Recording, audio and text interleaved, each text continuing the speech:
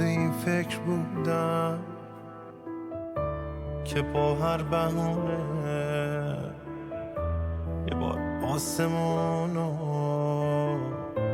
بیارم تو خونه.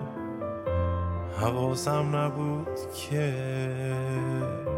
به تو فکر کردم خود آسمونه، خود آسمونه. تو دنیای سردم به تو فکر کردم که عطرت بیاد و بپیچه تو باغچه، بیای و بخندی تا باز خنده ها تو مثل شمدونی بذارم رو تاقچه. به تو فکر کردم، به تو آره آره، به تو فکر کردم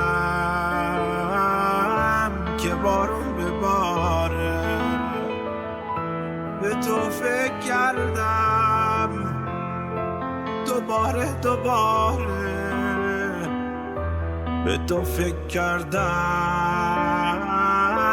عجب حالی داره. تو و خاک گلدون با هم قوم و خیشیم، من و باد و بارون رفیق صمیمی. از این برکه باید یه دریا بسازی، یه دریا به عمق یه عشق قدیمی. دوست داشتم با تمام وجودم، عزیزم هنوزم تو رو دوست دارم. الهی همیشه کنار تو باشم، الهی همیشه بمونی کنارم.